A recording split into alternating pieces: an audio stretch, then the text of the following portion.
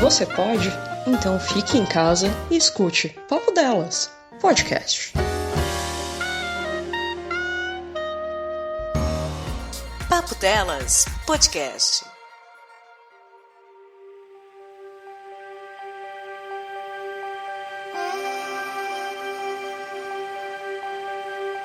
Um castigo que não seja ao mesmo tempo educativo e disciplinador, trata-se apenas de mais um deformador do caráter. Essa frase do pedagogo John Tauber faz a gente pensar hoje sobre as formas de castigo e punições que todos nós sofremos na infância. Hoje em dia, temos leis e movimentos contra punições físicas e agressivas para castigar as artes aprontadas pelas crianças, mas até pouco tempo atrás as coisas não eram bem assim. Aliás, eram nada assim. Ajoelha no milho, leva a palmatória, ganha o chapéu de burro, bate na bunda dele, tá suspenso por uma semana. Enfim, os métodos de castigo para aprender pela dor eram diversos. É outubro, é dia das crianças, e nós aqui do Papo Delas vamos conversar sobre nossos castigos e aprendizados. Adiantou, traumatizou, tá certo, tá errado. Bora para mais um Papo Delas 40 castigos de infância. E quem não ouvir até o final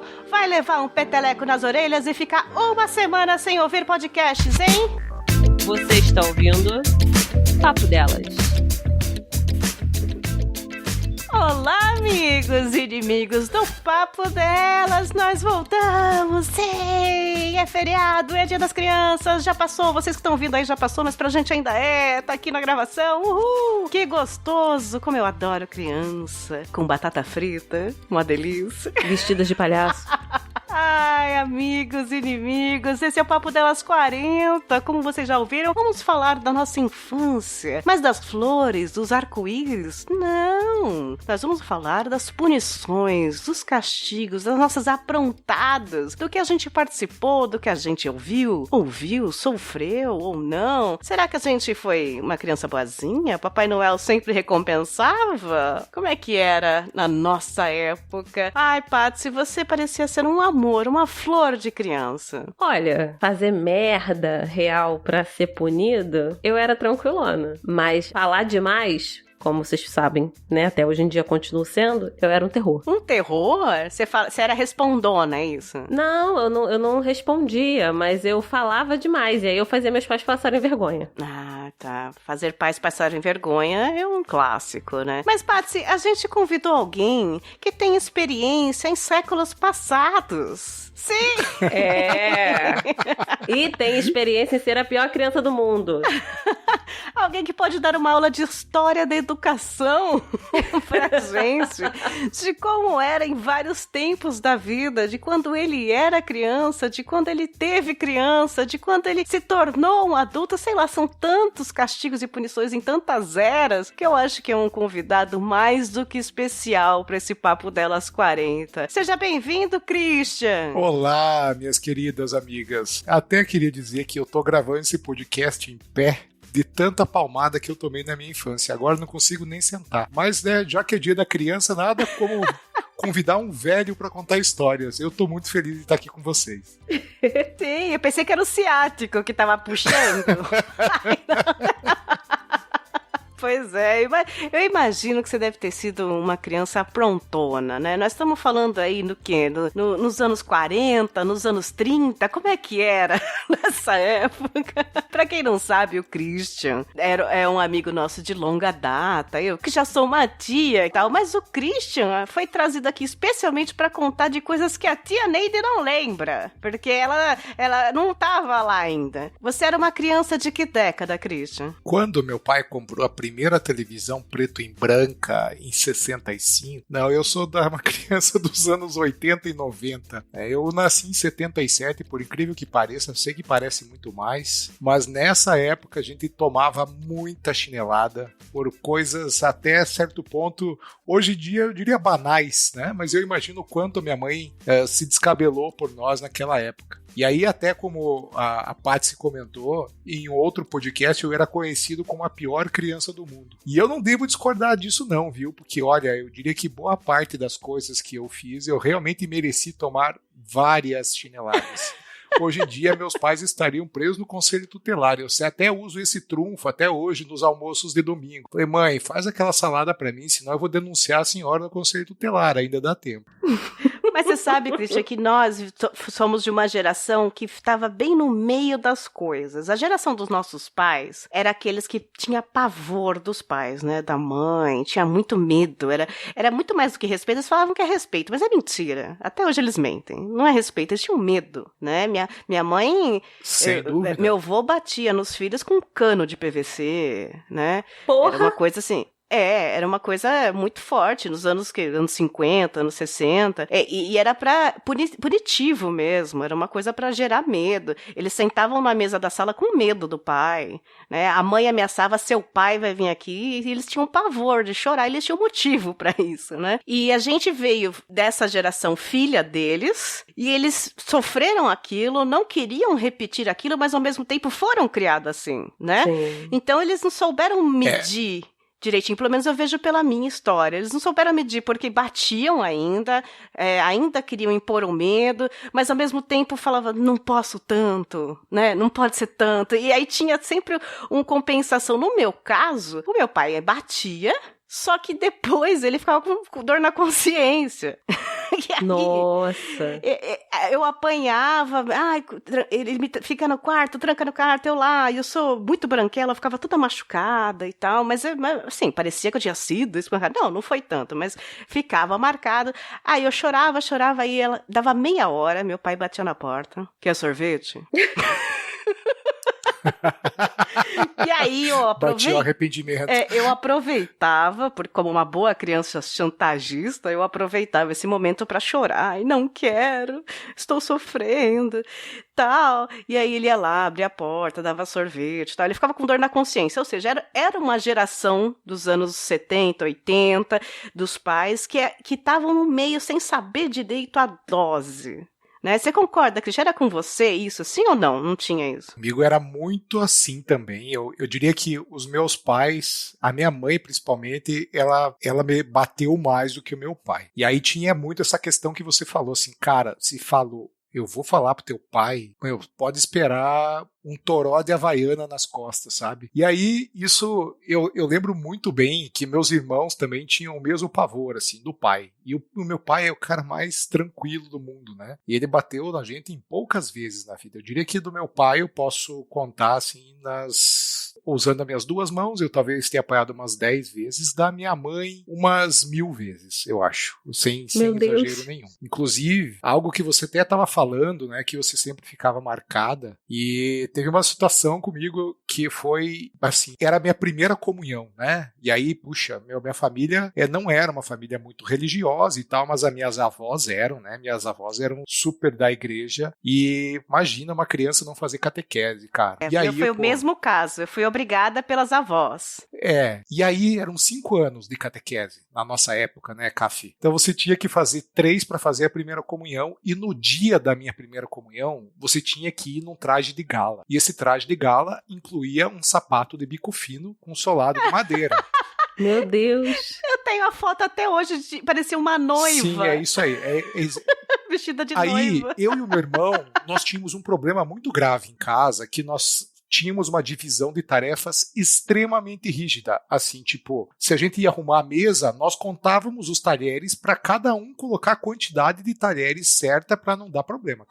Nenhum podia fazer mais do que o outro. A competição, gente. Sim, e nós tínhamos uma divisão no quarto. Assim, no meio do nosso quarto, era uma risca da tábua, assim, do lado esquerdo era o dele e do lado direito era o meu. E aí ficou uma blusa no meio da divisão. E quem vai catar? É você ou sou eu? Bom, e ficamos brigando, resumindo, deixamos ali. E outras coisas. Aí minha mãe chegou puta da cara no quarto, né, e falou, pô, mas que é isso? Já falei 340 vezes pra vocês arrumarem esse quarto e tal. E aí era o dia era o penúltimo dia, era o sábado antes da minha comunhão, que seria no domingo. E aí eu tava com aquele sapato de madeira lustrado ali, já no meu quarto, pronto pra eu, né, para eu usar no dia seguinte. E aí minha mãe ficou puta da cara e começou a jogar de tudo que era possível em mim. E eu entrei embaixo das cobertas na cama e minha mãe começou a arremessar tudo que tinha. E ela jogou aquele sapato girando, assim, sabe? E eu imaginei, assim, aquele sapato tipo Matrix, assim, sabe? Que vem rodando, assim, aquela câmera vai passando em volta do sapato. Em câmera lenta, né? E eu saí para dar uma espiadinha na coberta. No que eu levantei o rosto, veio a sola do sapato, o tamanco ali, a madeira. O salto do sapato, veio bem no meu olho. Ai. E aí, lógico, fez um hematoma gigante. Aí você imagina eu tendo que ir na comunhão. Né? Eu tinha um ensaio um dia antes. Aí eu fiz exatamente isso que você fez. Eu apelei pro emocional. Eu fui aquela criança que queria atenção. Eu peguei uma toalha com gelo e fui na frente da minha casa. Sentei na calçada, coloquei aquele joelho e falava pros vizinhos que a minha mãe me bateu, que aconteceu um acidente, mas foi a minha mãe que me bateu. E eu fui no ensaio da catequese, da comunhão, e falei a mesma coisa para minha professora da catequese e para o padre, que foram na minha casa saber por que a minha mãe estava agredindo esta criança, o que essa criança tinha feito nesse dia, né? E aí minha mãe, logicamente, ficou com vontade de me bater de novo, só que dessa vez ela me bateu só com chinelo, né? Para eu largar a mão de mentir pro padre e pra professora da catequese. Até esses dias aí, existia essa foto. Eu tenho uma foto exatamente com o olhão inchado, existiam umas 5 fotos. Eu, na época, rasguei todas porque eu fiquei horrível nas fotos com a cara inchada, mas o pior de tudo não foi nem o hematoma, foi ter tomado uma chinelada depois por ter mentido na igreja pro padre e pra professora. Meu Deus. Ainda bem que você nem contou que você mastigou a hora depois. Provavelmente. Ou usei a mão errada. Tem uma mão que você bota por cima, outra por baixo, então eu devo ter feito tudo errado na época. Tem isso, gente, de mão? Ia apanhar de novo. Mas era merecido, convenhamos. Brooklyn, 1987. Quando se é adolescente, uma das lições mais importantes que se aprende é que, quando seus pais te mandam fazer alguma coisa... É melhor comer em fígado. Sim, mãe. Você obedece. Não importa o que seja. Menina tá doida! Se quer assar seu irmão, asse lá fora. Não importa como se sinta. Cris, limpe a mesa e lave a louça. Vou te pegar, eu sou presa. Não.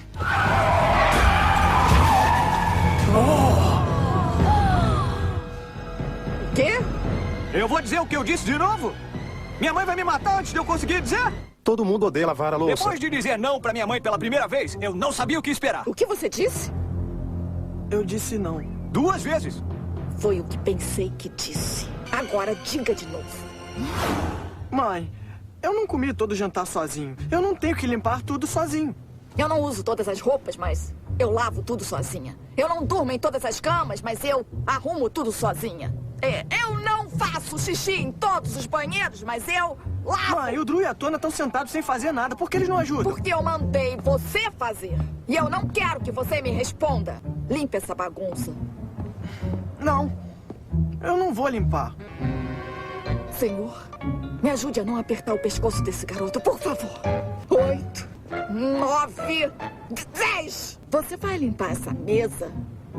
Ou eu preciso contar pro seu pai? Sempre que a minha mãe tinha um problema que não conseguia resolver, ela apelava pra ajuda do meu pai. Você sabe que nessa de falar com os pais, foi a primeira e a última vez que eu fiz essa de vítima, foi lá pela 3ª série, eu não sei como os jovens chamam hoje, do primário, é 3º ano, 4º ano, 5 anos, sei lá. É o 4º ano. Isso. Lá pela 3ª série, eu também apanhei, porque eu não era uma criança levada, mas eu era chata de insistente, sabe? Tipo, eu quero isso, quero isso, até apanhar. Era meio isso. Aí apanhava, e minha mãe era daquelas que batia de mão aberta no braço, que estralava, assim, e ela batia chorando, que ela falava, tá doendo mais em mim do que em você. Tá doendo. E eu era uma criança chata que eu era respondona. Eu falava, não tá doendo. E chorando, não tá doendo. E assim ia apanhando. Beleza. Aí, como eu sou, já falei, muito branquela e qualquer coisa que me belisca aqui, eu fico roxa, verde, dia seguinte na escola, estava com o braço e ombro todo roxo e verde. E aí, eu lembro exatamente da maldade, o anjo mau. eu mesma, na carteira. Na hora que a professora passou do lado, eu levantei a blusa. Olha só. Mas na minha cabeça, olha só, a professora ia falar, coitada dessa menina, tão boa, tão certa, porque eu queria ter razão, tão certa, com a razão, e ela apanha dos pais, coitada, vou ajudá-la, que na minha cabeça ia acontecer isso, né? E eu mostrei, e ela falou assim, o que foi isso? O que aconteceu? A professora preocupada, eu, nada, é... Meu Jesus mãe. Cristo. E eu dei uma de migué ali só pra conseguir, tem como você disse, atenção, vitimismo, criança e tal, aquela chantagem emocional. A professora ficou chocada com aquilo, claro. Em vez de só levar numa boa, como eu queria, né, de me paparicar, ligou para meus pais. Imagina meus pais trabalhando. Ter que sair do trabalho pra ir pra escola por causa disso. Claro, quando eu vi meus pais na saída, eu falei... Vou morrer. A casa caiu. Eu me arrependi na hora. O olhar da minha mãe pra mim, do tipo, em casa a gente conversa. Nossa, eu odiava ouvir essa frase. Odiava. É a tal da frase. É a maior, aliás, se aqui o tema é castigos de infância, eu já digo, o meu maior era ouvir em casa a gente conversa. Porque eu já chorava dali. E aí, meu pai que nunca tinha ido, imagina, pai vai pra escola, né? Mas naquela época, pai não sabia onde você estudava. Meu Deus! Imagina, meu pai lá, nossa, levaram uma conversinha da diretora e eu fui embora com eles, eu lembro o clima no carro, o silêncio. É que naquela época, viu, Café, naquela época não existia ainda o conselho tutelar. Então, a gente tinha um pouco mais de liberdade para receber esses corretivos e ninguém está sabendo. Hoje em dia, se você der um bom dia atravessado, o conselho tutelar te liga. Pois é, e aí você vai para um orfanato ser feliz, né? Não sei qual é o medo maior. Mas enfim, o que eu quis dizer é que eu fazia essa chantagem. É claro que eu cheguei em casa e eu apanhei mais, só que num lugar em que eu não poderia mostrar a bunda pra professora. Acho que hoje em dia até pode, né? Mas na época não podia. Imagina que eu ia mostrar a bunda pra professora, mas aí foi isso que meu pai falou, aonde você não vai poder mostrar, né? Claro que eu apanhei mais, depois ganhei sorvete, porque era assim que funcionava. Meu Jesus Cristo. Mas você falou isso de chamar e eu lembrei que a escola já chamou e nunca mais eu fiz isso. Pelo contrário, eu escondia e falava, não, tá tudo bem, tá ótimo, tô ótima, tá tudo bem. De medo, né? Mas aí vamos fazer um conflito de gerações aí. A Patsy, que já tem uns 10 anos, uma década de diferença aí, os pais dela parecem ser mais acostumados, né? Tem um monte de filho, mais do que a gente. Eu sou filha única, o Christian tem um irmão, é isso? Que nada, eu tenho 2 irmãos e uma irmã. Ah, então vocês já têm bastante gente pra dividir as panhas. Eu apanhava sozinha, pelo menos. E a Patsy também dividia, então. Como é que era com você, Patsy? Então, gente... Em contraponto à situação de vocês, eu tenho certeza que eu acho que eu tive uma tentativa de tapa na vida só, da minha mãe. Porque o que acontece? O meu pai e a minha mãe, eles tiveram uma criação um pouco diferente. Meu pai cresceu no colégio interno, então era olho por olho e todos ficam cegos. E a minha mãe, ela foi criada pela família dela normal, só que a minha avó, ela era adepta de não bater, exceto quando era necessário. E aí, pra ser necessário, tinha que ser merda muito grande. Depois eu vou até contar uma história da minha avó. Mas fora isso, ela não era de bater. Então, os meus pais me criaram na ideia de conversar mesmo. Aí, o que realmente dava desespero era quando minha mãe ou meu pai falavam que eles estavam decepcionados comigo, porque eu me sentia uma merda. Só que teve uma vez só que minha mãe tentou me dar um tapa, mas eu corri, então foi só a ponta do dedo dela que passou assim, varado, porque eu tava brincando com a Barbie no tanque, ela mandou eu entrar e eu tava desobedecendo, ela foi atrás de mim e eu saí correndo. De resto, era só sentar e conversar. Em casa a gente conversa, era sentar e conversar, explicar por que eu tava errada e por que eu não deveria repetir aquilo. E aí eu obedecia. Quer ser minha filha? Quer ser minha filha? Sério? Eu fico imaginando a minha mãe contando isso. Ela não teria a mesma sorte de contar toda essa beleza de infância que você relatou aqui. Né? O meu problema não era que eu aprontava, ao contrário do Christian, que parece que aprontava bastante, eu não aprontava. O problema é que, sei lá como os jovens falam hoje, mas na época eu falava que eu era fósforo, é o tal do isqueirinho, né?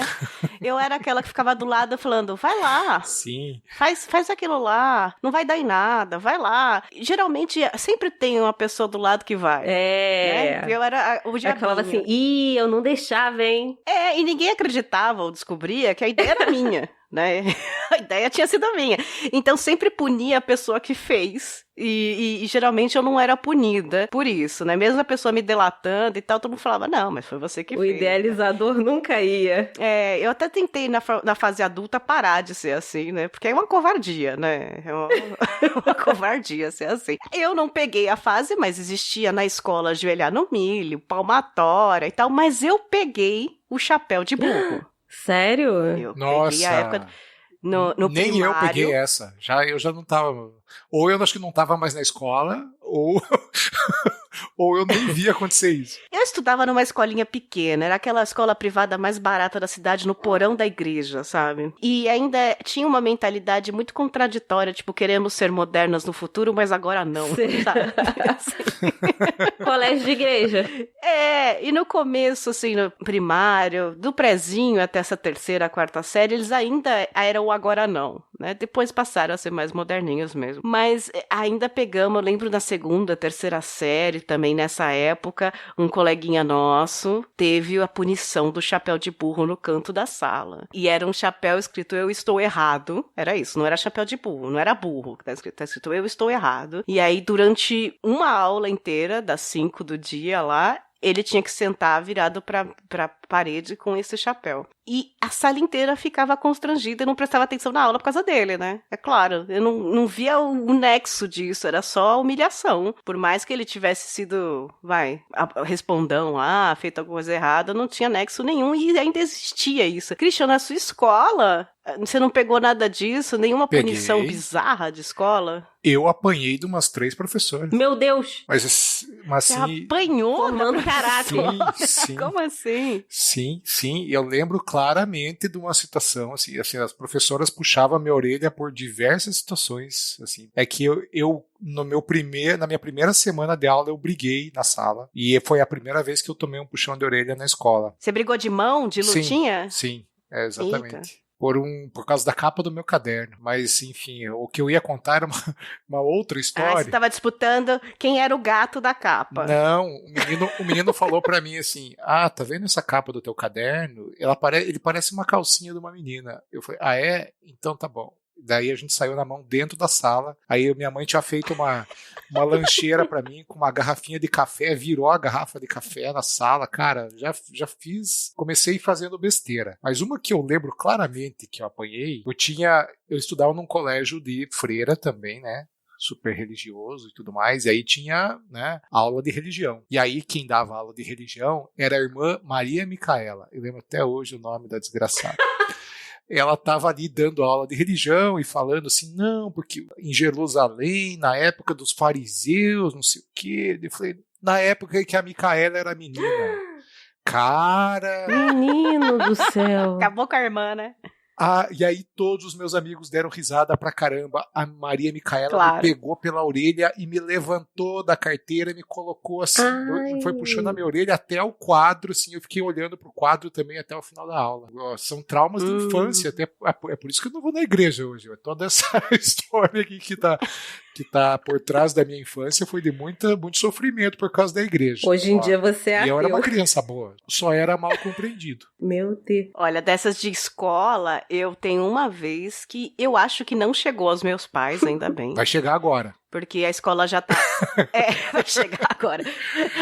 Porque a escola já tava naquela transição moderninha, 5ª, 6ª série. E é claro que não tinha todo o conceito de bullying de hoje em dia, imagina. Nós estamos falando aqui de 94, né? Aqui e tal. Mas, tava na hora do recreio. E um desses meninos, tipo Christian, sabe? Desculpe. Eu tava tomando meu suquinho ali na minha térmica e tal, meu quisuco. E um dos meninos, tipo Christian, eu sempre fui gordinha e tal, chegou e falou assim, Você parece um pão de queijo, você é gorda. Um pão de queijo. Mas pão de queijo é bom. Hoje eu ia adorar. Não é? Eu ia adorar. Olha que elogio legal, você parece um pão de queijo, que delícia. Mas eu não entendi essa cantada, né? Na série. E eu peguei o suco que eu estava e cuspi na cara dele.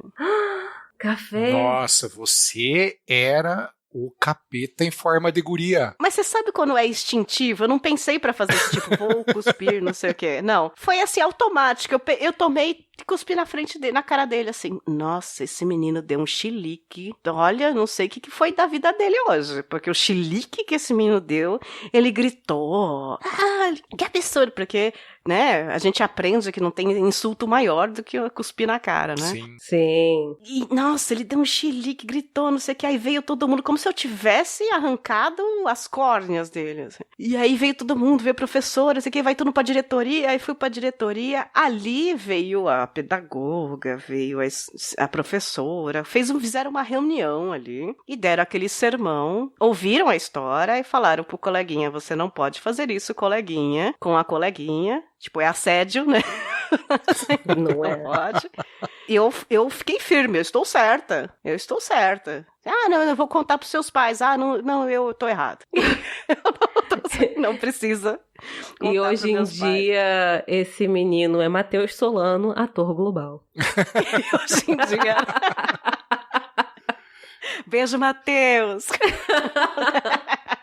Mas, gente, ó, falar pra vocês... Eu acho que esse tipo de punição aí era coisa de colégio de igreja, cara. Porque o que acontece? Não só eu, mas a minha mãe também. Porque assim, eu não era muito pentelha. Eu fui muito brigona quando nova, mas depois eu fui acalmando. Mas eu sou filha de minha mãe, que era o demônio. E aí, tipo, a gente estudou em colégios públicos e eu em colégio particular. Mas a gente nunca foi punida. Só que, tipo... Minha mãe super fã de Roberto Carlos, conste aqui essa informação muito importante, esse detalhe. E ela era aquela fã que carregava fotinho dele no caderno da escola. E aí chegou um garoto pra ela e pegou a foto dela. Ela tem a foto até hoje, que consta aqui também. Aí ele pegou a foto dela e tal, aí ela pediu pra ele devolver. Que minha mãe tem a lei tem que falar 3 vezes, na terceira eu tomo uma atitude. Por isso, inclusive, que eu nunca apanhei, que eu sempre obedecia na segunda.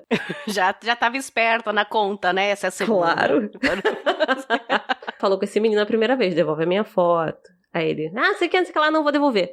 Ela, devolve a minha foto. Aí ele, não sei o que, não vou devolver. Aí ela, você não vai devolver? Aí ele, não, essa é a terceira vez. Não vou falar de novo, me devolve. Ele falou que não. Ela pegou a carteira e jogou nas costas dele. Nossa, olha só. Nada aconteceu. São outros tempos. Como você mesma falou, olho por olho, dente por dente. Hoje em dia tá todo mundo cego e banguela. Exato. E assim, minha mãe não foi punida, nada aconteceu, o menino hoje não anda, mas... Mentira, anda sim. E a gente tinha orientação de reagir a bullying, essas coisas, porque cada vez que fala assim, estão me xingando, não sei o que, azar seu, se vira. Meu pai falava isso. O meu também. Meu pai. Me falaram tal coisa que se vira. E a gente meio que tinha que se virar, né? Ou aguentava chorando no quarto, assim, mas se virava. E aí, quando eu me virei cuspindo, mas cada um se virava. Meu pai dizia pra eu revidar, né? Se alguém me bater, pra eu bater de volta. Só que ele depois teve que me chamar e conversar e explicar que não era bem assim, porque eu tava batendo em todo mundo.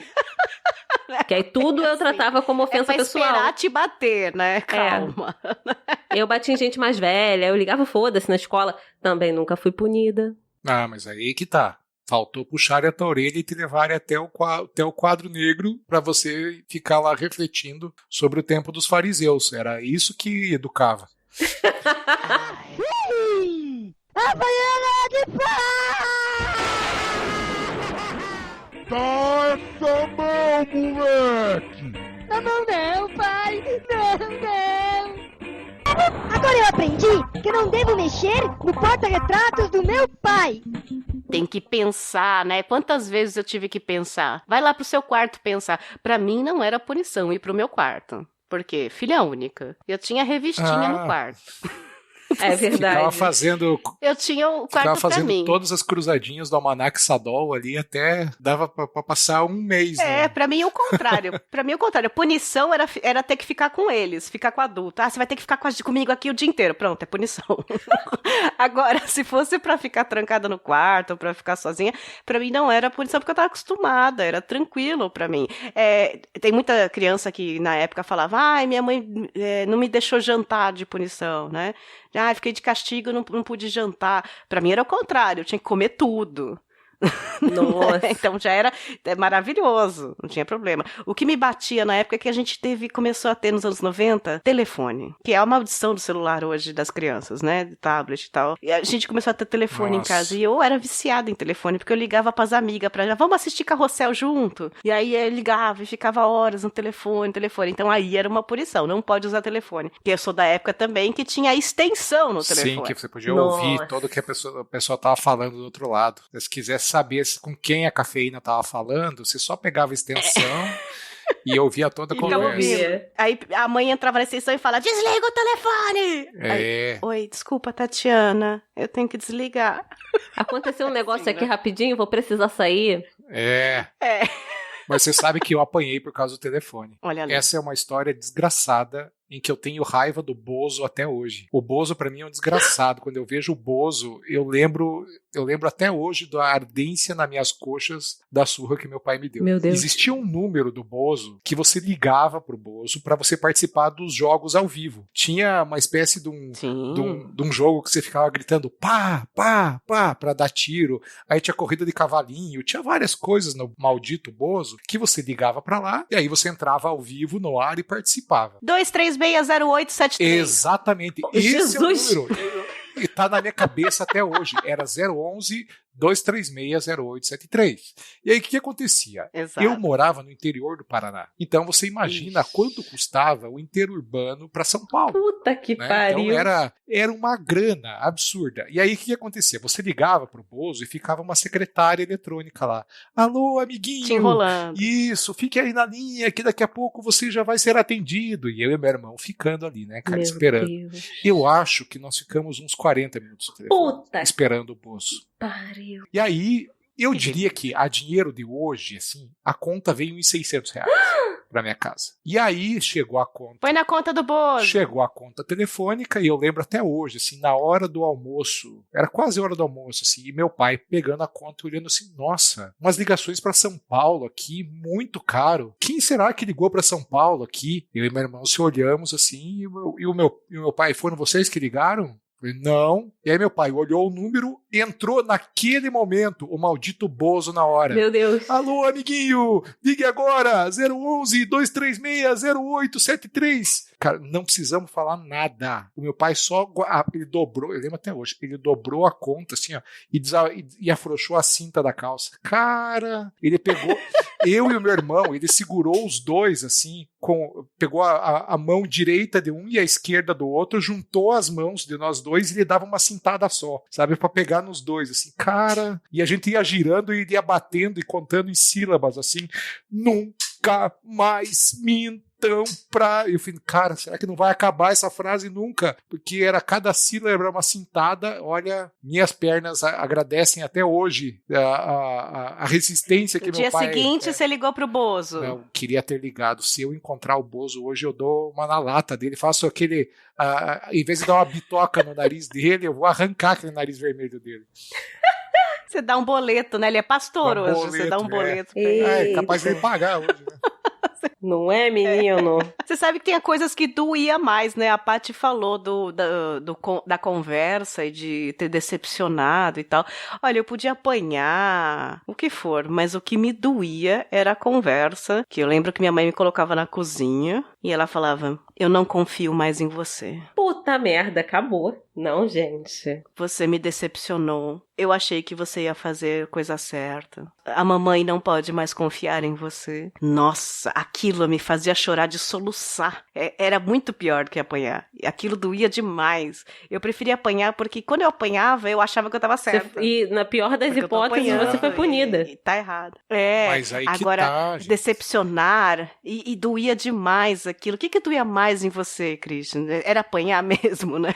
Não, olha, eu vou te falar que assim, nem a conversa em casa. Eu acho que a gente tinha assumido uma postura de afrontar os pais. Eu acho que essa era a nossa situação, mas o que pra nós era pior era humilhação em público. Então tinha ir lá e fazer alguém pedir desculpa, sabe? Você pegar eu ou meu irmão e ir em algum lugar e fazer alguém pedir desculpa ou limpar alguma coisa que a gente fez, sabe? Que esse era um problema. Eu tinha um vizinho assim que ele era super rico, né? Ele tinha uma casa bonitona, né? E um dia eu e meu irmão resolvemos que a gente ia jogar coisas na casa dele, assim, do nada. Começamos a jogar brinquedo, aí jogamos vaso de flor, aí começamos a jogar lixo, aí jogamos fruta podre, aí jogamos várias coisas, assim, num corredor que tinha do lado da casa dele. Não deu 10 minutos, ele estava na porta da minha casa batendo pra reclamar com meu pai. Meu pai simplesmente fez eu e meu irmão ir lá e limpar toda a casa dele. Não foi só onde a gente sujou. A gente limpou toda a casa do cara. Limpou a calçada por fora, varreu folha do jardim. Olha, isso pra mim assim foi uma humilhação gigantesca, sabe? Eu não queria, eu fiquei assim, acho que uns 6 meses sem dar bom dia pra esse vizinho. Depois a gente até voltou a jogar mais coisa pro outro lado, mas por aqueles 6 meses funcionou essa humilhação. Meu Deus, gente. Você sabe que essa de público, eu lembrei, realmente, pra mim doía muito assim, público, e tem uma muito besta, idiota, que geralmente o que marca a gente de infância são coisas, detalhes bestas, né? E o que marcou pra mim é que minha família é do interior, eu era jeca e tal, e em casa, a gente molhava o pão com manteiga no café com leite. Uhum. Molhava o pão com manteiga e café com leite e comia. Só que minha mãe, que era de São Paulo, falava assim, olha, isso aí é falta de educação, você não faça em público, seu pai faz, o pessoal do interior faz, tal, mas em público não pode porque é falta de educação. Então eu, criança, ouvia isso em casa. Um belo dia, a gente estava visitando a casa de pessoas que ofereceram um café da tarde. Eu devia ter uns 7 anos de idade, mais ou menos. E eu fui lá e molhei o pão no café com leite. Eu esqueci. Era coisa de casa, eu molhei. Do outro lado da mesa, minha mãe olhou e falou, não faça isso. Sabe quando todo mundo olha pra você? Sim, acabou de... O maior castigo que você podia ganhar foi esse. E você sente o seu rosto inteiro vermelho, de vergonha, com vontade de chorar, o queixinho tremendo. Meu Deus. Do tipo... Eu esqueci. E aí sempre tem uma tia, a dona da casa, alguém que falava assim, imagina, deixar a menina, sabe? Ah, era criança, né? Tipo, assim. Só que eu sabia que eu tava errada. Eu tinha esquecido aquilo, né? Nossa, mas eu lembro até hoje a vergonha que eu senti daquilo. Tão grande. E olha que bobagem, né? Hoje a gente sabe que é uma bobagem. Só por molhar o pão, gente? É, porque era uma questão de etiqueta, vai. Porque é falta de educação mas fazer é criança, isso, né? Meu Deus. Tem que aprender de criança, né? Eu sei, mas nossa, não tá, tipo, botando pé na mesa. Eu acho até que hoje os pais não acham mais isso importante, mas é que na época era importante, entendeu? Naquela época era importante, não interessa, em 89 isso era importante pra não alguém, podia. Pra eles, né? Tipo, a minha filha não vai ser uma jeca, né? Ai, uma jeca. Mas marcou, tá vendo? Pois é, só soubessem que essa menina que tava molhando o pão no café, cuspiu na cara do amiguinho na escola. O café ia ser bobeira. O café é bobeira. Café... mas isso não vão saber. Não vão saber. Outro dia, ano passado, encontrei a diretora no mercado, né? Eu sempre que olho pra ela, lembro dessa cena, falando, ai, já pensou se um dia ela encontra minha mãe? Conta, né? Ai, Jesus. Ai, a cafeína era do barulho, né? Era impossível essa menina cuspia nos outros. É. Minha mãe, quê? Cuspia? Quando? Aí vira a cafeína, vai pro seu quarto aí, tu mais mãe, já tenho 30 e poucos anos. Ela, não perguntei tua idade, mandei você ir. E não molha esse pão no café. Aí tu vai correndo pro quarto molhando o pão no café, gritando, molha. Eu faço o que eu quero, né? Chorando, né? A vida é minha. E o beicinho tremendo. Da meia hora vem meu pai, quer sorvete? Sim! Caramba, ó. Uma prova minha da 4ª série, olha. E o senhor me escondeu por quê? Escondi? Não se faça de besta. Eu chamei o rapaz pra ver o vazamento do meu quarto. O cara afastou o guarda-roupa que estava lá, esse papel. Uma prova que valia 10. Você me tira 2, Ricardo Antônio. Isso aqui faz mais de 30 anos. Eu virei você médico. Cala sua boca. Não me interrompa quando eu estiver falando. Seu videogame? Não mexe mais. E sabe aquele leitinho que você adora tomar com quick? Vai tomar puro. E mais uma coisa, sem sobremesa, 1 semana. Mãe, você tá completamente... A gente educa, a gente conversa, mas não adianta nada. Parece que entra por um ouvido, sai pelo outro, e eu aqui, tá me ouvindo? Tô ouvindo. Até que você tá falando um negócio que não tem... Você não me responda, tá de castigo. Você quer me matar do coração, é isso, né? Você quer matar a sua mãe. Vai pro seu quarto e só sai de lá quando eu mandar. Nada de futebol, nada de cinema. E vamos acabar com essa história de chegar em casa 9 horas da noite. Anda, vai. A tia Silvia é muito mais legal que você, tá? Engole esse choro. Eu prefiro a tia Silvia. Que menino. Não, mas cara, falar pra vocês que acho que a pior situação de todas, eu já nem era mais criança, o que torna tudo muito pior. Porque eu já era o quê? Já era jovem adulta. Eu tinha feito alguma coisa... Eu escondido alguma coisa que eu queria comer depois. Ó, jovem adulta. Ó o comportamento de criança que eu fiz. Puta que pariu. Mas aí, tipo, a minha mãe... Eu comentei com a minha mãe e tal. Não, mãe, isso aqui eu botei ali, isso aqui é pra ninguém ver. Né. Sendo que tinha um monte que eu tinha comprado, cara. E eu escondi de olho grande. Minha mãe olhou serinha pra mim e falou assim, Patrícia, eu não criei você assim. Porra! Nossa, que destruição sentimental. Só de lembrar dói, cara. Toda vez que eu lembro dói. Eu virei pra minha mãe e falei assim, pô, mãe, me bate, mas não fala isso não. Aí ela só abaixou a cabeça e falou assim, não te criei assim, Patrícia. E saiu de perto. Puta que pariu! Porra, mas esse foi um nocaute mesmo. Minha mãe nunca... Muito bem nessa. Minha mãe nunca precisou me bater pra me agredir. Já ouvi... Se ouvir esse tipo de coisa é terrível, né? Já ouvi da minha mãe falar assim, nossa, você se tornou uma pessoa ruim. Eu fiz o meu melhor, mas não deu. Puta merda. Ai, nossa. Porra, aí... Ai... A pessoa quando tá magoada, aí ela né? diz assim, tudo começou com você molhando o pão no café, cara. Isso tá tudo errado. Você envergonhou minha família, meu nome, né? Mas, Christian, eu ia falar isso, você não é só uma criança que aprontou, você tem filho. Sim, eu tenho 2 filhos, né? E isso é uma coisa interessante, porque a minha relação com os meus filhos é bem diferente, né? E meus filhos são muito diferentes, são opostos. O Matheus, que é meu filho mais velho, puxa, o Matheus tem 20 anos já, né? Eu precisei dar uns tapinha nele, assim, vamos lá, umas 2 vezes na vida. Assim, e por besteira que talvez, acho que eu errei a mão, né? Já o Gabriel foram umas 200. Tem o meu filho mais novo.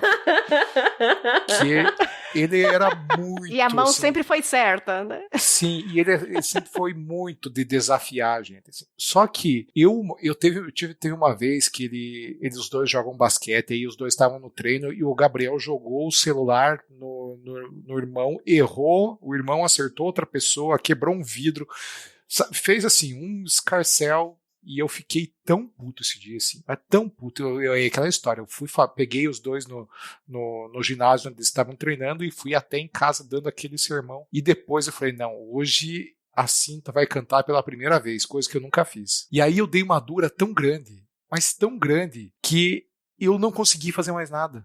Sabe, eu acho que a minha fala foi tão forte, o meu discurso foi tão direto, que eu falei, eu não consigo fazer mais nada. Porque eu me destruí, sabe? Eu fiquei tão mal. Nossa, aí você fez que nem minha mãe, falou, tá Sim. doendo mais em mim do que em vocês. Pois é, eu não consegui fazer mais nada, não consegui falar.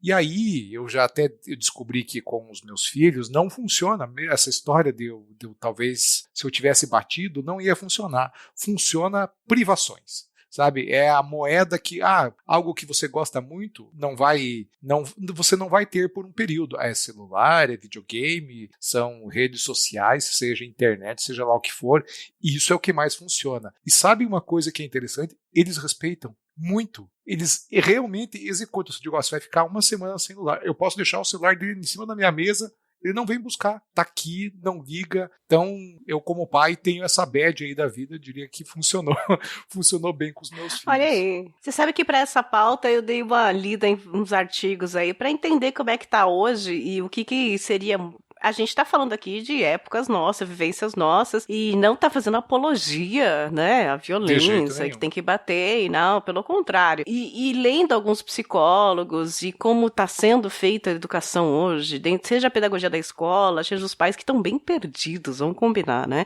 sem saber muito essa transição de educação, mas, segundo os educadores, hoje o que mais funciona é exatamente isso que o Christian falou, é você trabalhar como a vida trabalha. Você errou, você vai ser privado de coisas que poderia ter se não tivesse errado. Então, isso, a causa e consequência funciona para preparação para a vida também. Então, você vai ser privado de coisas que, se não tivesse errado, você não teria esse problema. Então, isso acaba funcionando hoje em dia com essa geração, né? E tem um ponto importante sobre isso, assim, que eu vejo muito também sobre os colegas deles, né? E eu vejo que existe uma grande culpa dos pais em não estar tão próximo da vida dos filhos. Então, acaba sendo muito mais relapso e cedendo muito fácil na educação deles. E aí, esse distanciamento que às vezes acaba se criando dentro da família é talvez um dos grandes fatores do que essa possível impunidade que as crianças veem acaba acontecendo. Se você está próximo dos seus filhos, se você sabe o quanto isso é importante, você vai dar o devido castigo, a devida punição, porque é uma forma de educar.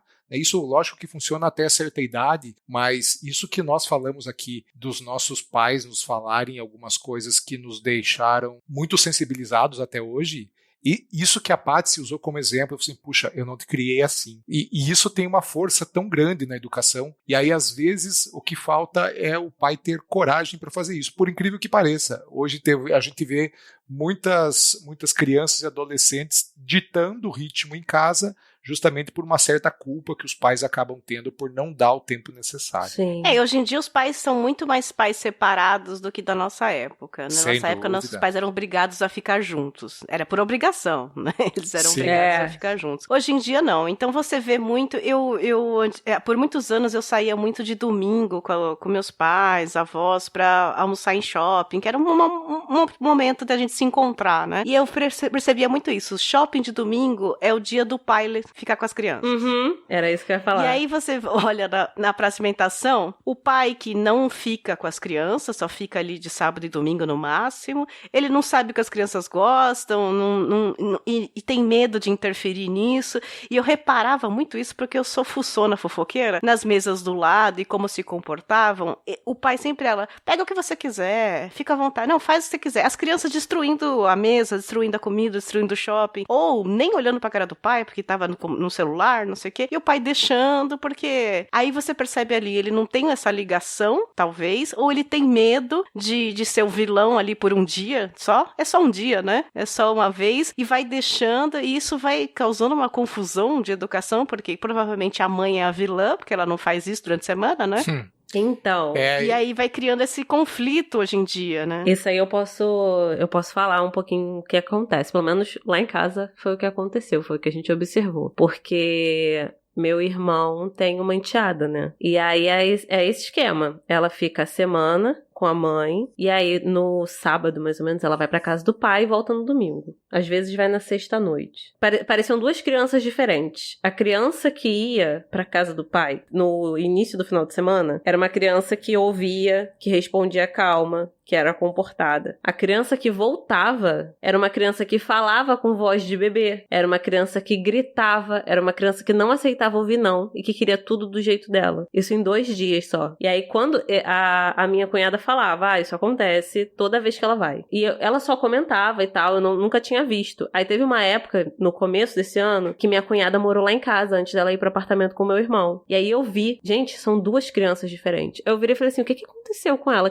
Eu nem conheço essa menina. Aí ela falou, ela volta da casa do pai toda vez assim, porque lá eles não dizem não. Lá, se ela falar, eu quero cagar na sala, eles deixam ela fazer cocô na sala. É nesse naipe. Isso é bem comum.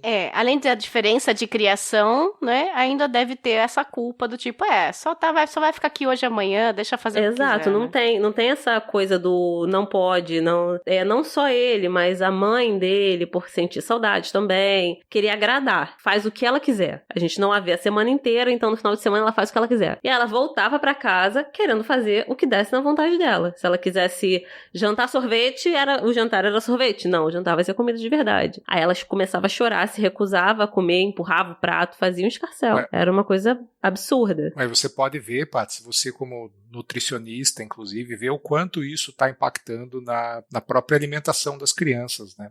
Sim. Quantas crianças você vê que elas não comem, querem comer só miojo com Nescau. Coisas dessa natureza acabam acontecendo justamente por essa falta de autoridade dos pais e até de proximidade com a educação. Se os pais se sentem culpados, né? Eu tô aqui dando uma de psicólogo, né? Mas eles acabam cedendo a essas pressões. Só que ceder a essa pressão é danoso demais, tanto para a saúde quanto...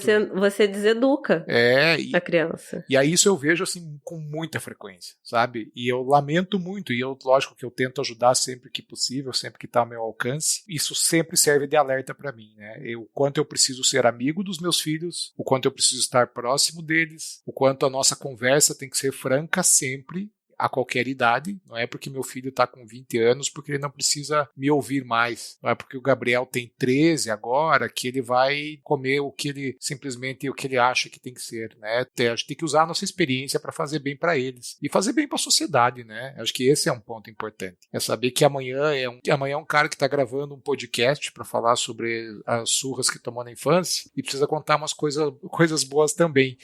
Mas e aí que eu acho que a gente tem que ser responsável de fato e não simplesmente pais no papel. Sim, eu vou me arriscar aqui a ser um pouco a tia da família tradicional brasileira, que é um perigo hoje em dia isso, né? Mas eu acho que hoje falta muito rotina. Concordo. Porque educação também é rotina. Faz parte da rotina. Você sabe o que é certo e o que é errado no dia a dia, no garfo, na faca, na louça, no quarto, na rotina, que antigamente tinha mais. E eu percebi que, por exemplo, depois dos 10 anos, eu não tinha mais ninguém em casa, né? Meus pais tiveram que trabalhar, a vida é assim. E hoje em dia, desde que você nasce, né? Você não tem mais os pais em casa, é tudo em casa. Aquele almoço e janta em casa, café da manhã. Eu tô parecendo aqui a tia tradicional, mas sem dar desculpa do conservadorismo, não é isso. O que eu quero dizer é que falta o dia a dia pra você saber ter essa intimidade da educação, do tipo, você simplesmente falar a primeira vez, olha, não segura a faca assim, não é legal, segura assim pra criança, ajuda e tal. Porque falar isso uma vez por mês quando se encontra no restaurante na frente do garçom... Não vai resolver. Não adianta. Molha o pão no café, aí não tem... Né?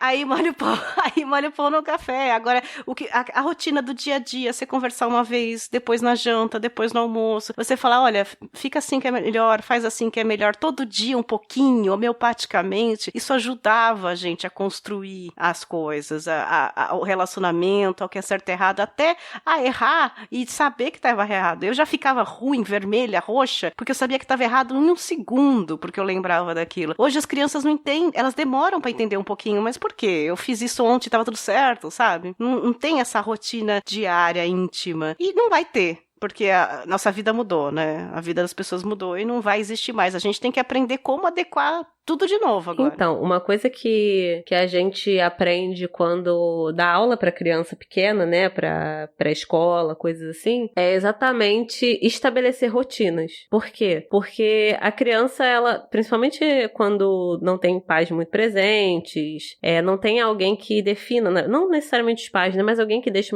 uma rotina bem definida, ela faz as coisas à sua maneira. Claro que vai ter, tipo, tem horário do almoço e tal, mas outras pequenas atividades não tem quem defina isso, e isso faz com que o convívio em sala de aula vire uma zona. E aí, uma das abordagens que a gente usa para conseguir fazer com que a criança entenda como se comportar, até a questão de não brigar e tal, é estabelecer rotinas. E aí vão rotinas de coisas básicas, por exemplo, é a hora do intervalo. A gente combina com eles, a gente conversa, explica, e antes do intervalo vai todo mundo levantar, vai todo mundo formar uma fila, lado a lado, e aí vamos descer juntos, até porque para o professor controlar as crianças, se elas estiverem numa organização, é mais fácil a gente olhar também. Crianças muito pequenininhas, tem a rotina, por exemplo, saímos todos juntos, vamos todos comer, e aí tem o horário de brincar, Acabou o horário de brincar, chama todas as crianças, todas elas vão ao banheiro, e aí após isso a gente volta pra sala de aula. Tem essas pequenas rotinas que são definidas a nível de sala de aula, exatamente para que as crianças consigam entender padrões, né? Porque senão chega mais velho... A gente mais velho precisa de rotina. Até pra gente se educar em trabalho também, em vida, em higiene, em tudo, né? Essa coisa de professor também mudou muito, porque eu ouvia, e minha geração ouvia quando criança, qualquer coisa que o professor falar de você, ele tá certo. Sim. Então, assim...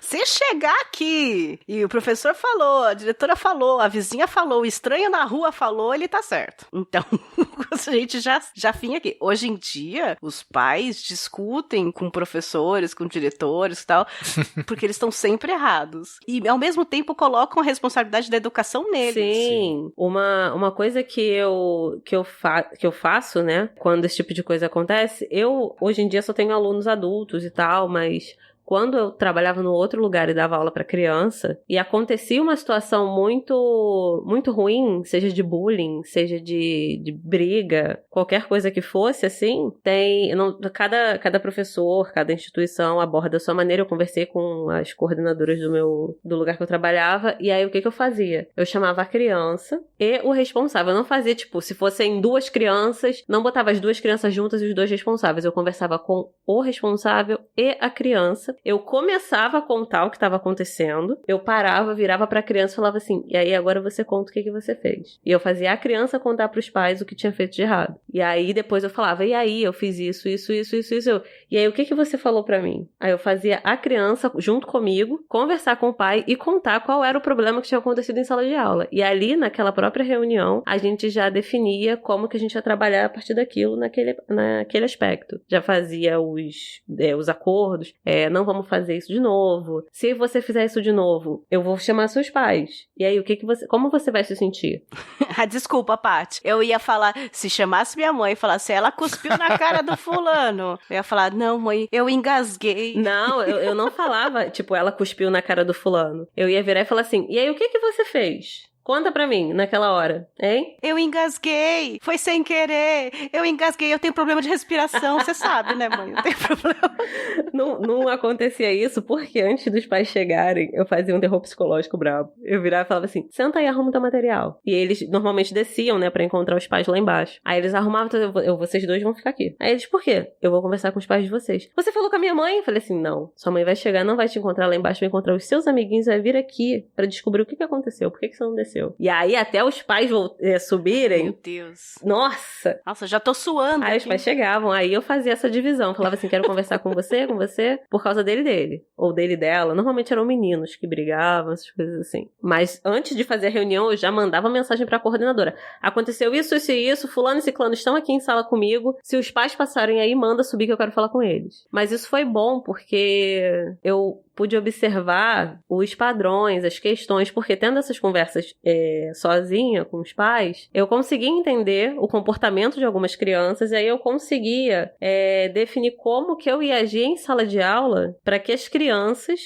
ainda me vendo como figura de autoridade, não me vissem como uma figura que elas tinham que peitar, tem isso, né? A criança vê que é autoridade, mas fica ali naquela de, não, vamos ver se tem um limite. Como eu conversava com a criança de igual para igual, eu não falava, tem gente que quando vai falar com criança, fala como se fosse retardado. Nunca falei assim com criança. Claro que eu uso um vocabulário que a criança entenda. Sim, mais do que certo. Mas eu trato de igual para igual. Não, meu tom de voz continua o mesmo, que eu converso com o pai, eu converso com a criança, eu converso com eles em sala de aula, é sempre o mesmo. E aí eu só usava um vocabulário de mais fácil assimilação, mas sempre tratando de igual para igual. Então ela não tinha como virar e falar assim, mas eu sou criança e tal, porque eu nunca tratava como uma criancinha. Eu tratava de igual para igual. Eu me colocava no mesmo patamar que ele. E sempre respeitei as crianças. Nunca desrespeitei. Porque isso também quebra um... Conta muito. Exato. E aí se eu desrespeitar, ela se sente no direito de me desrespeitar. Sempre tratei com extremo respeito ela, os pais. Não ficar naquela de... mas é criancinha. Porque a criança, ela pesca que tá sendo tratada de outra maneira. E aí ela usa isso a favor dela. Porque criança é tinhosa. Criança é inteligente demais, cara. Sim. Se você não dá esse limite, você acaba sucumbindo, né? Aí elas são muito perceptivas, né? Embora às vezes não seja consciente, mas essa percepção acaba tomando conta da relação. E tem algo que eu sempre falo, assim, eu tenho uma rotina de trabalho muito puxada. Eu faço um monte de esporte, faço um monte de coisa, e todo mundo me pergunta assim, puxa, mas que tempo sobra para seus filhos e como você educa seus filhos? Existe uma questão que é de qualidade de tempo. Eu diria que muito mais do que ficar 2 horas com meus filhos e nessas 2 horas tá todo mundo no celular, é essas 2 horas serem de qualidade, serem deles, o que eles quiserem fazer, o que a gente estiver fazendo junto, e essa qualidade de tempo eu acho que falta na grande maioria das famílias, sabe? Às vezes a família até tem o tempo, mas muito mal aproveitado. Então, se há uma recomendação que eu posso dar, é invista na qualidade do tempo. Quantidade por si só não resolve. Você pode ter 3 dias inteiros para ficar com o seu filho, se você não dedicar qualidade e ensinar quais são os seus valores para eles, vai ficar muito difícil de você recuperar isso quando eles forem adultos.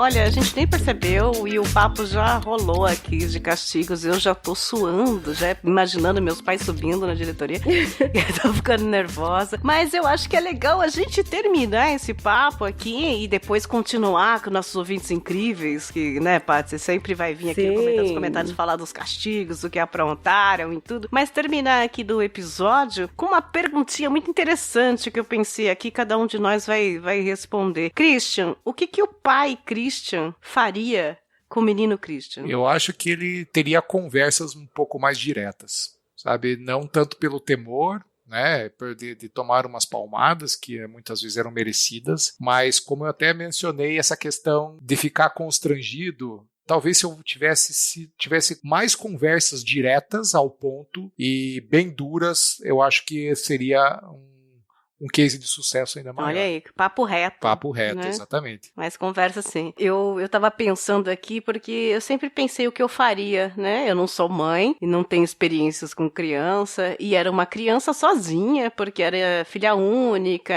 e tinha um mundo próprio e eu acho que ninguém sacou e eu só saquei depois, adulta só, sobre mim, ali criança, é que eu inventava muita história. Porque eu queria parecer interessante, sabe? E por eu ter uma vida que eu achava desinteressante perto dos coleguinhas, que tinham irmãos, brincava na rua, tinha vida e tal, não sei o que, e eu não tinha. Eu queria parecer interessante, eu inventava muitas histórias. E eu acho que ninguém sacou aquilo na época. Alguém deveria sacar. Eu não sei se eu fosse a mãe da pequena Cafeína, se eu ia sacar isso, né? Também tem que ter o feeling, né, de ouvir e perceber que, tipo, ela tá vivendo num mundo aí que não é meio esse. Um exemplo que... da primeira comunhão que o Christian falou, que fizemos 5 anos, 3 anos para a Eucaristia e tal. Uma semana antes da minha primeira comunhão, a gente era obrigado a se confessar. Isso é verdade. E eu tinha 10 anos de idade. Eu não tinha pecado para me confessar. Eu ficava o dia inteiro no quarto e ia pra escola. Eu não tinha muito pecado, né? E eu morava num lugar em que era um misto de periferia e tal, e tinha crianças ali que estavam fazendo comigo que tinham famílias bem problemáticas, sabe? Então tinha gente que em casa tinha todos esses problemas sociais que a gente conhece, né? E elas contavam lá, e eu achava aquilo muito interessante perto da minha vida. Nossa! Porque eu não tinha esses problemas sociais. Nada demais pra contar, pra confessar pro Cônigo Tito, que eu achava que Cônigo era o nome dele. Ai, meu Deus! Eu chamava ele de Cônigo. O seu Cônigo? O seu Cônigo? O seu Cônigo? E eu, olha só, 3 anos de catecismo, eu não sabia que Cônigo era cargo. E eu achava que Cônigo Tito era o nome dele. O seu Cônigo e tal. E eu lembro até hoje que na hora de me confessar, eu fiquei treinando o que eu ia falar pra ele. Meu Deus! E eu entrei lá e ele perguntou lá, oi filha, o que você fez e tal? E eu inventei um monte de história ruim. Meu Deus! Eu falei que eu batia a porta na cara da minha mãe, que eu empurrava meu pai, que meu pai me batia muito. Eu comecei a inventar histórias, que era mentira, e que eu queria ser importante. Meu Deus! Tipo, olha quanta história que ela tem, né? E aí ele fez, não, você vai rezar 10 Ave Marias, 10 isso, 10 aqui em casa, vai pedir para as coisas ficarem bem e tal. Ele foi tão fofo comigo, eu falei, tá vendo? Deu certo. Ele me achou interessante. E eu voltei meio vitoriosa e tal, não sei o que. A sorte é que ele também não chamou meus pais. Não é? Mas não pode, confissão, não pode sair dali, menina. Eu menti na confissão pra parecer interessante. Deus entendeu. Deus entendeu. Se tem alguém que me entendeu, deve ter sido Deus, né? Porque ninguém ia entender ali, né? Porque eu queria parecer problemática, né? Porque minha vida era um tédio, não tinha nada, não acontecia nada. E aí dá um zoom out assim, ó, e tá Deus com as mãos nas cadeiras falando, menina, qual a necessidade disso? Tá Deus falando, eu tenho tanto problema pra resolver, você ainda me inventa mais, né? Pois é, eu queria...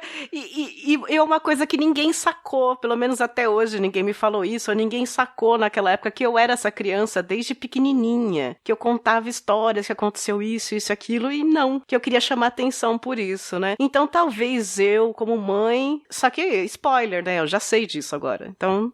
Não sei se é válido. Mas talvez eu tentaria hoje entrar mais no mundo, né? Saber, ouvir mais, prestar atenção, ver se era isso mesmo e tal, entrar mais nesse mundo. Estimular também. Ou não estimular, ou desestimular, né? Porque eu tava mentindo, né? Não, mas não estimular a mentira. Mas já que você gostava de criar histórias, estimular que você criasse histórias pra contar, entendeu? Ou pelo menos orientar de que aquilo não era necessário pra chamar atenção na vida real, né? Sim. Porque eu cresci achando que as pessoas me achavam interessante pelo que eu inventava. Entendi. E não pelo que eu era. Entendi. Né? E aí foi tudo que a gente já falou em vários podcasts até hoje, que a tal da aceitação, que eu ia atrás da aceitação e tal, também vem disso, assim, tipo, nossa, eu preciso parecer interessante, então eu tenho que fazer isso, aquilo.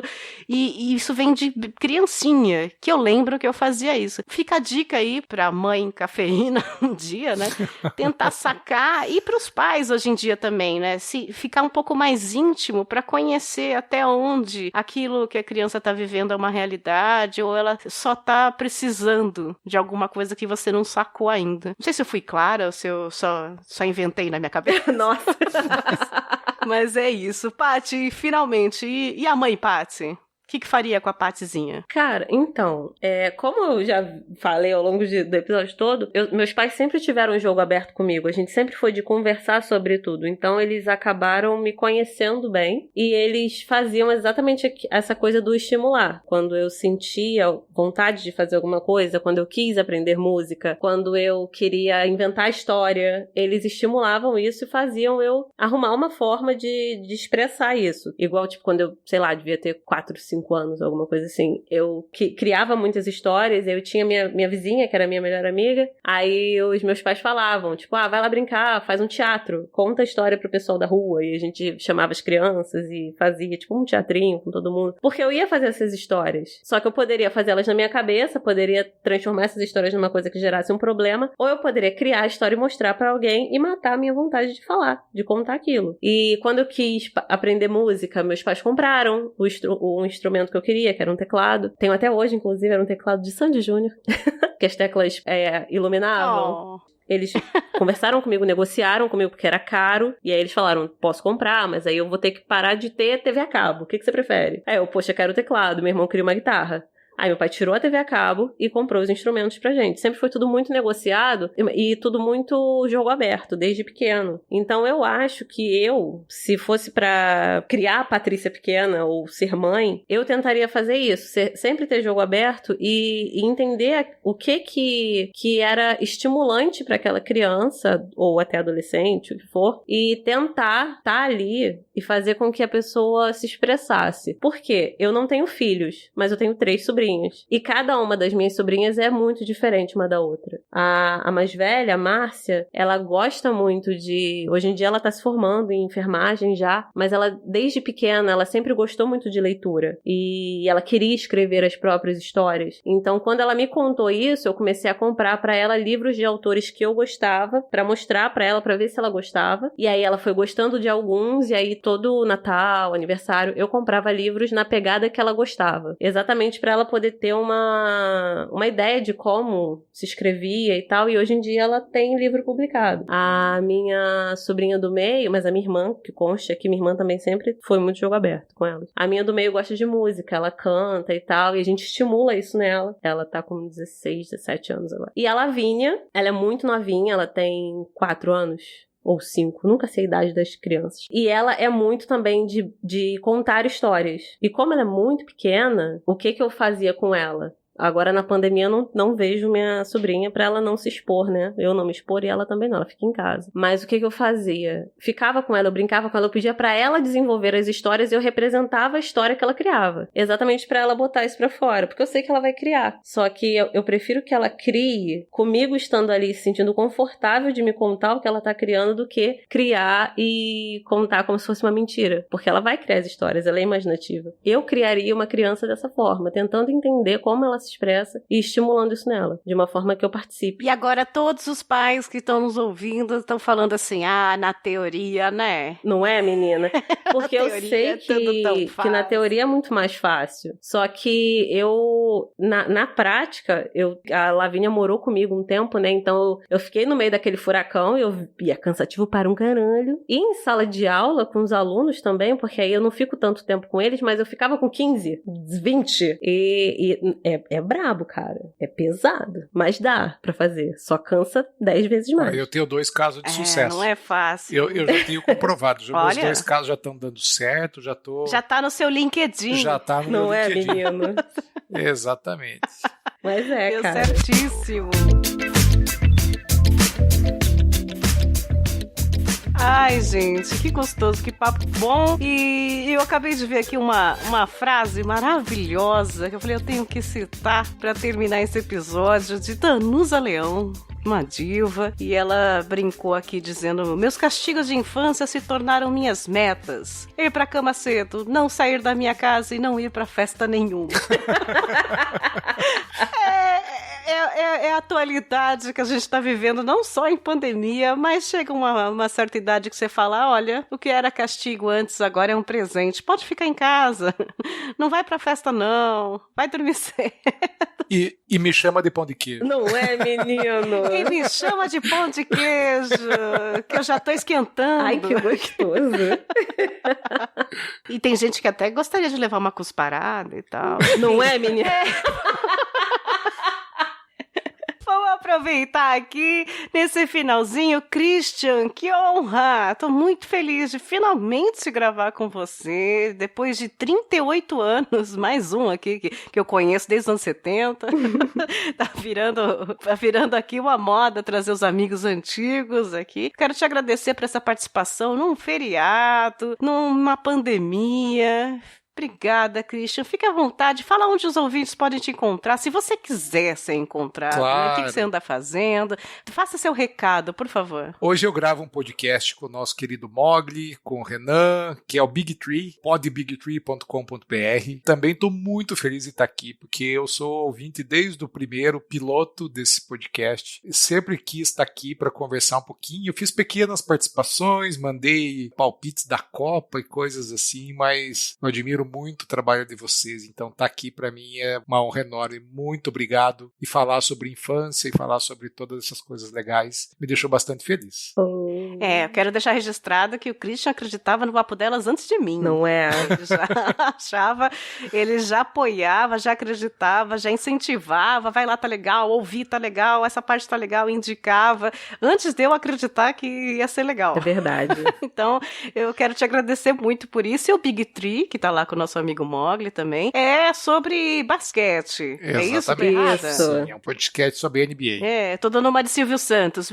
Minha mãe ouve, minha irmã ouve. Teve jogo ontem, não teve? Teve, foi a final ontem. Mas é só NBA ou não? Só NBA. Podcast focado em basquete americano, NBA. Olha que delícia. Tem muita gente aí que curte, que tá acompanhando, então vai conhecer o Big Three. Isso aí. Three, tem que falar three.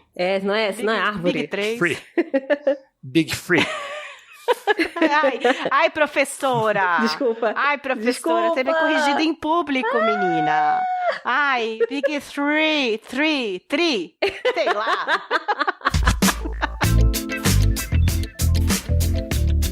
Obrigada, ouvintes partes. Fizemos um episódio delicinha. Dia dos professores, Dia das crianças, outubro. Obrigada, meu bem. Eu que agradeço, meu amor. Nem contei a história do revólver, que consta aí, um dia eu vou contar pra vocês. Mas tem a história do revólver. E foi, né? Conseguimos, né, meu amor? Olha, mais uma vez. Fica aí o suspense. O teaser.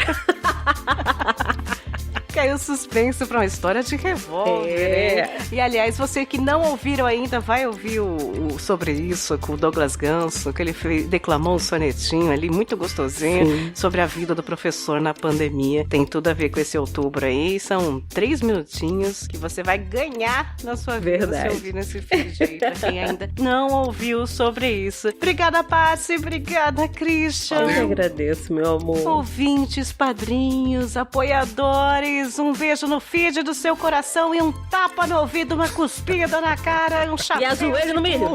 Pra quem não ouvir até o final, ajoelhem no milho e ouçam o podcast. Esse é o castigo de vocês. Vocês vão ouvir o Papo Delas em looping dentro do quarto. Só pra ter. Até o próximo. Esse foi o Papo Delas número 40. Castigos de infância. Até o próximo. Tchau, tchau. Moleque. Oi. Nossa, ficou tão gostoso. Stop. Ai. Oh, que papo gostoso. O que nasce torto, nunca se endireita. Menina que requebra a mãe, pega na cabeça.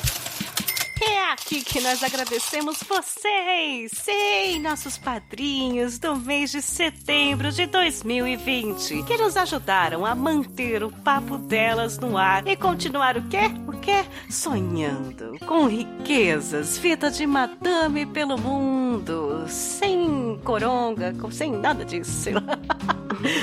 Os padrinhos que autorizaram a divulgação do nome e ajudaram com qualquer quantia no mês de setembro de 2020 foram Edinaldo da Mata, Olavo de Souza, Marcos Colucci, Rafael de Souza. Será que ele é irmão de Olavo? Não, Paty, tem Alessandra Souza, ou seja, a família Souza. Beijo pra família Souza, para todos. Um beijo.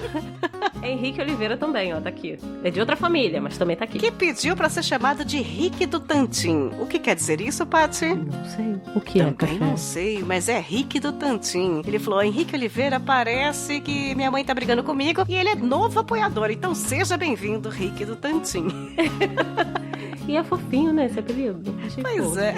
E agora vem a banda, né? Marco Antônio Júnior. Mas o resto da banda tá pra depois, calma. Que aí depois tem também o Gabriel Henrique que tá aqui. E o Guilherme Balduino. Além disso tem quem? Cristina Raposo. A Pan, Pamela Araújo. E o parceiro de Marco Antônio, Cisne Júnior. A família Souza, a família Júnior. Priscila linda, Priscila Matos. E também temos Rafael Carlos. Quem? E também temos Jefferson Carlos. De onde eu tirei Rafael? Eu tô doida. Eu já tava lendo o nome do próximo. Tô completamente xarope, café. Eu tô rindo que eu juro que eu achei que eu tinha perdido esse. Tipo, nossa, fiz errado aqui. Ai, tua família Carlos, meu Deus. E claro, ele sempre batendo ponto. Fabrício Guzon. Também temos Diego Arvim. O Samu, Samuel Sobrinho. Meu querido Caio Sérgio. O Eli, beijo Elisnei Menezes. E ela, Sandra Enumo. Sandra Enumo, nossa rainha de bateria do Papo Delas aqui. Esses foram padrinhos lá no padrinho.com.br/Papo Delas que apoiaram em setembro o nosso projeto. Obrigada. E não é só isso. Sim, temos também lá naquele aplicativo verdinho, o PicPay. Os PicPeiros que ajudam com qualquer quantia durante um mês o projeto do Papo Delas. Estamos lá como @Papo Delas. É só procurar por lá no PicPay. O primeiro, é claro, é ele, Julian Catino. Depois de Julian temos quem?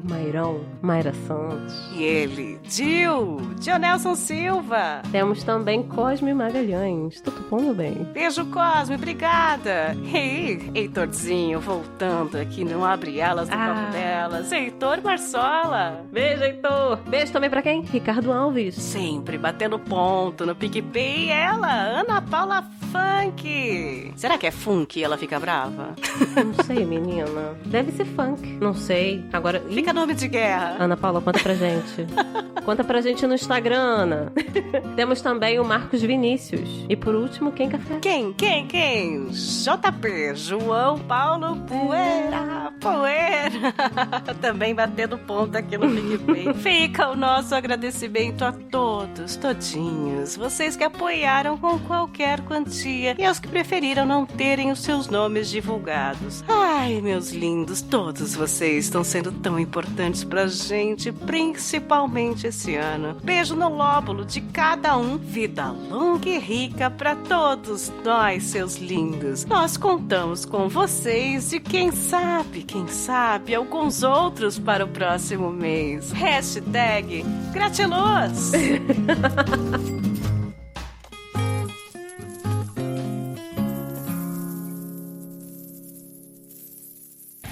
Você ouviu Papo Delas Podcast.